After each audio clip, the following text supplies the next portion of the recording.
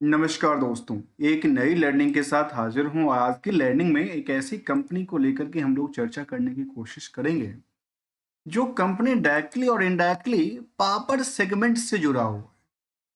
इसको एक बड़ी कंपनी की सब्सिडरी कंपनी कहिए या उसके अंदर की कंपनी कहिए या उसकी पीयर्स कंपनी कहिए, पीयर्स नहीं कह सकते, उसको लेयर की बात कह सकते हैं। लेयर कंपनी के तौर पे कंपनी कामकाज करती है।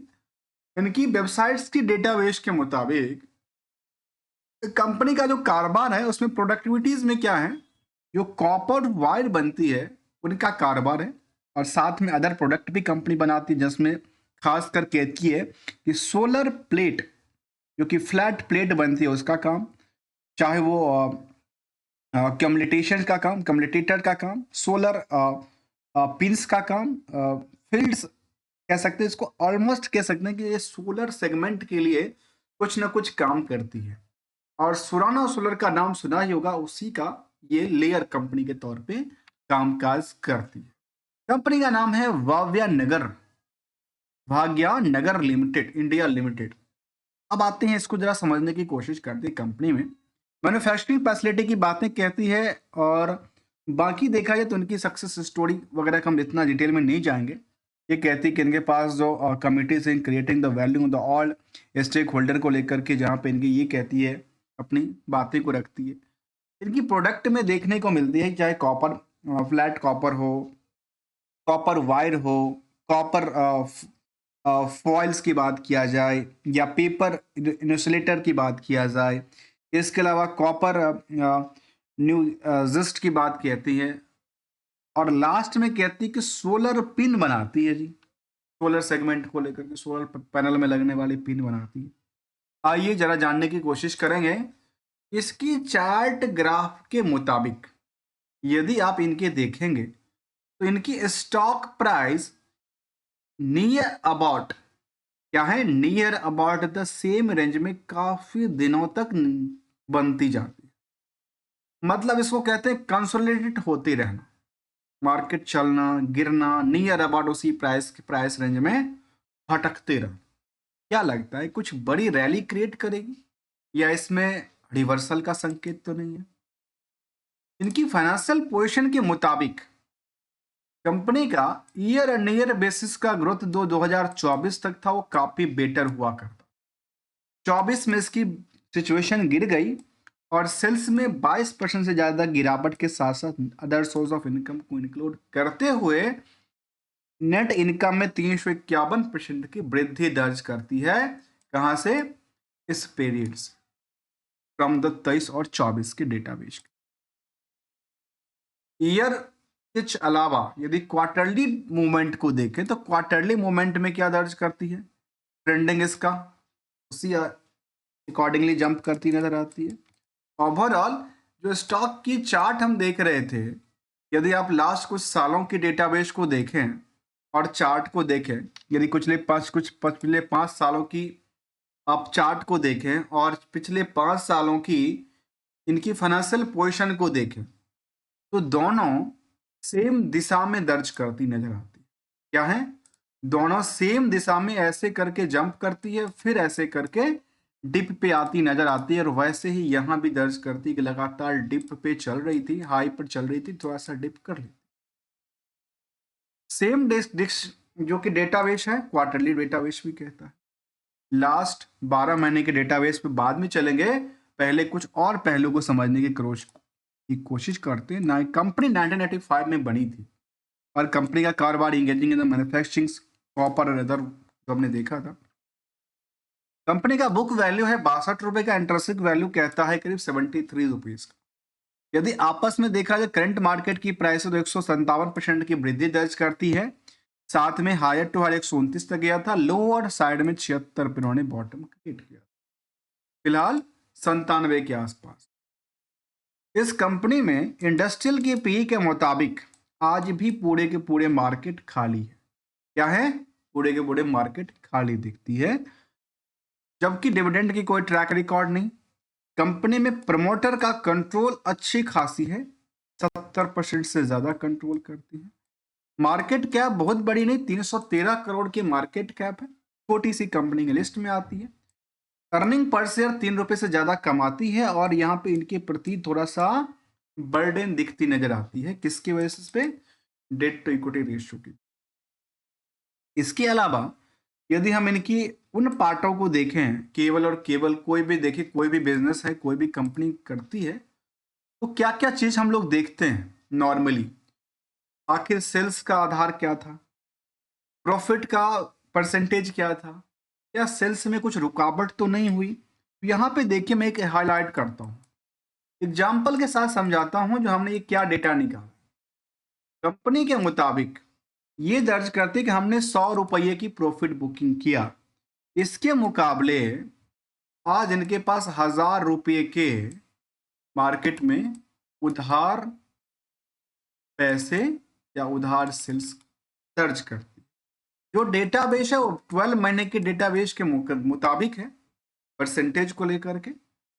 यदि H1 की डेटा के मुताबिक देखेंगे तो कुछ और आंकड़ा इससे हायर हो सकता है और लोअर भी पॉसिबिलिटी बन जाती है इसको भी। इसीलिए हम इसको डेटाबेस को समझने की कोशिश। अब यहाँ पे सवाल आता है कि इसमें रिस्क फैक्टर कितने दिन के लिए और कितने दिन के रिस्क फैक्टर में कितना अवलोकन किया जा सकता। अब यहाँ पे देखा गया कंपनी को जो लास्ट 12 महीने की डेटाबेस के मुताबिक लगातार क्या कर रही है, अच्छी खासी रैली में चल रही है। 11 करोड़ की प्रॉफिट बुकिंग करती है। क्या ये हायर है? कहती नहीं जी, इससे पहले भी अच्छी खासी प्रॉफिट बुकिंग कर चुकी। ऑपरेटिंग प्रॉफिट मार्जिन 2% के आसपास बनाती है।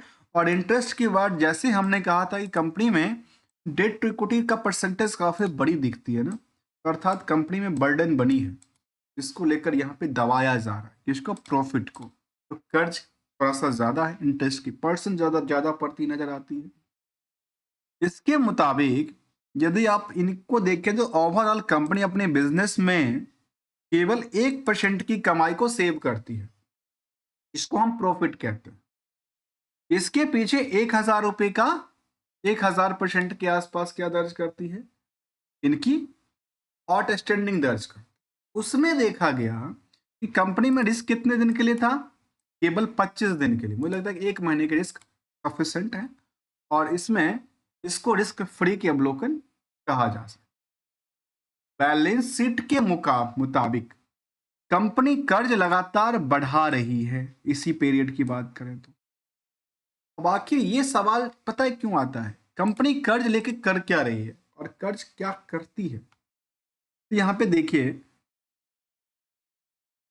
कंपनी कर्ज लेकर क्या किया, केवल 4 करोड़ की फिक्स एसेट्स में इंक्रीज किया।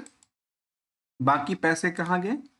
प्रोडक्टिविटीज में लगा के रखे हैं, जिसमें खास के क्या होगा? इन्वेंट्रीज होगा और मार्केट की उधार की फंड पड़ी होगी, जो सबसे ज्यादा दर्ज करती नजर आती है इन्वेंट्रीज के बाद।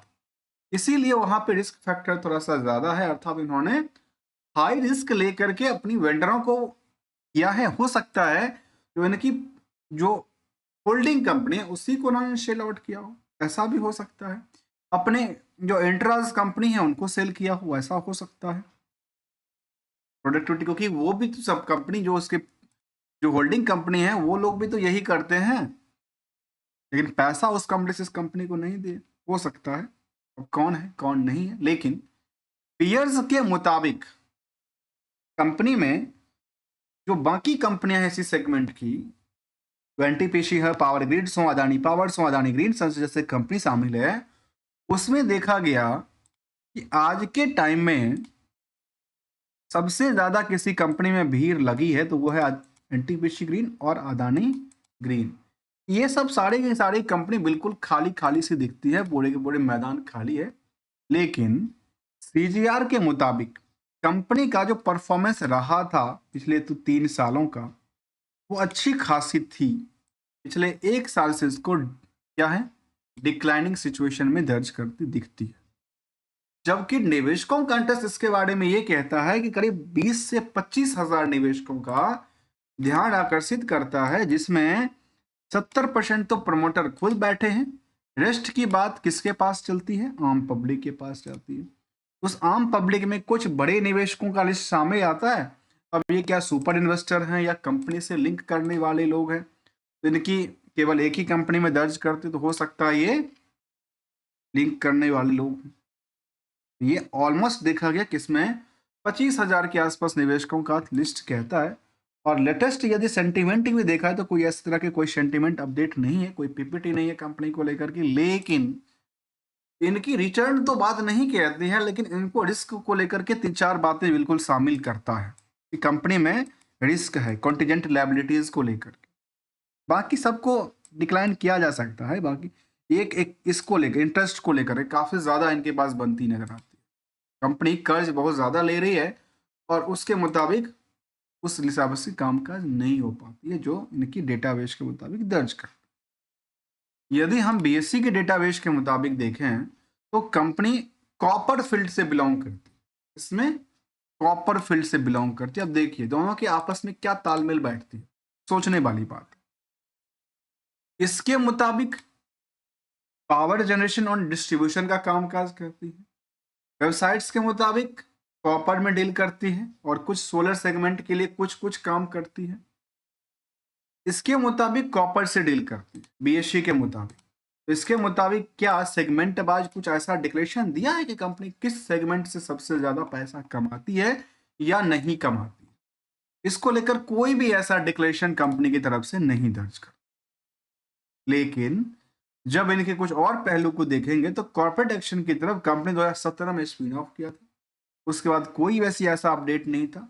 स्टैंडअलोन डेटाबेस के मुताबिक ऑपरेटिंग में डिक्लाइन और नेट प्रॉफिट मार्जिन में एक वृद्धि दर्ज करती है।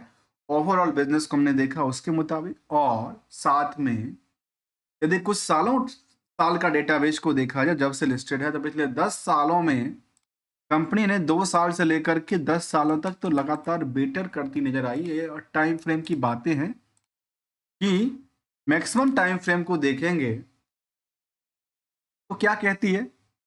कहती है जो मार्केट में इनकी पोजीशन कहाँ पे थी, इस पोजीशन तक हायर टू हायर गई थी। लेकिन मार्केट में क्या हुआ, इसके मुताबिक ब्रेकआउट लिया पहली सिचुएशन, इसको तोड़ के पुराने ब्रेकआउट की तरफ मूव करती नजर आई और ये अभी फिलहाल इसको हायर टू हायर साइड में दर्ज करती नजर आती। चलिए हमने इसको समझने की कोशिश किया। दोस्तों हमेशा एक बात को ध्यान रखने वाली बात कहता हूं, तो दोस्तों हमारे साइड से किसी भी कंपनी को लेकर, किसी भी स्टॉक को लेकर कोई भी रिकमेंडेशन या एडवाइजरी की बात बिल्कुल ही शामिल नहीं है। Only as a learning point of view से इनके ट्रेंडिंग को देखा गया तो ट्रेंडिंग अप ट्रेंड दिखती नजर आती है, भले 2% गिरे 2% गिरे या चढ़े। इनकी सपोर्टिंग लेवल देखिए, सपोर्टिंग अच्छी खासी स्ट्रॉन्ग सपोर्ट है बॉटम के लिए। और रिसेंटली की सपोर्ट देखा जाए इनके पास ये देखने को मिलती है, नियर अबाउट की बात किया जाए तो इस पे अटकी पड़ी हूं। अब आती है एक और गोल्डन रूल। तो हमेशा कहता हूं यदि पैसे बनते हो तो बनाने भी चाहिए, नहीं बनते हो तो अपने पैसे को सुरक्षित भी करने चाहिए। तो पहले प्रायोरिटी किसको है अपनी सुरक्षित रखने की, जिसमें रिस्क को बिल्कुल मिनिमाइज करते रहना चाहिए। क्योंकि हाई रिस्क में हाई रिटर्न तो क्रिएट होगा, लेकिन शायद उसमें चांसेस काफी कम बनती है क्योंकि वहां पे बिग बुल्स का साया होता है। क्या होता है?